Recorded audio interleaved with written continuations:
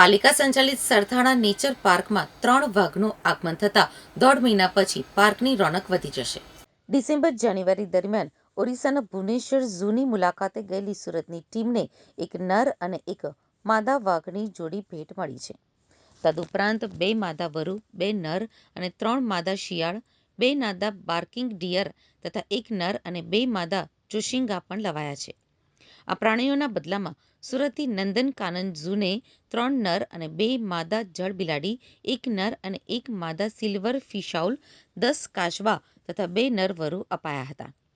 ઉલ્લેખનીય છે કે અગાઉ ઓક્ટોબરમાં ઇન્દોરથી 1 નર વાઘ સુરત લવાયો હતો।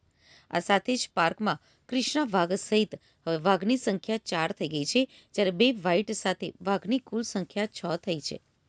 ત્રણેય નવા વાઘને સોમવારે સવારે 9 થી 11 દરમિયાન ડિસ્પ્લે એરિયામાં માત્ર મીડિયા સમક્ષ મુકાશે, જોકે પ્રોટોકોલ અનુસાર 45 દિવસ ક્વોરન્ટાઇન રાખી કાયમી પ્રદર્શનમાં મુકાશે।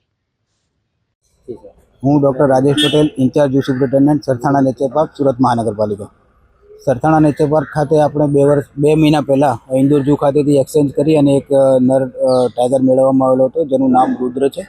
અને ગયા મહિનામાં ભુવનેશ્વર ઝૂ ખાતેથી એક ટાઈગરની જોડી એક્સચેન્જ પ્રપોઝલમાં મેળવવામાં આવેલી છે। એની સામે આપણે 5 જળ બિલાડી, 3 મેલ અને 2 ફિમેલ, 1 સિલ્વર ફિજનની જોડી અને 10 સ્ટાર ટેટવીજ આપેલા હતા। એની સામે આપણને ટાઈગરની જોડી, જેમાં ફિમેલનું નામ શ્રી છે અને મેલનું નામ અભય છે, તેઓની ઉંમર 3 થી 3.5 વર્ષની છે।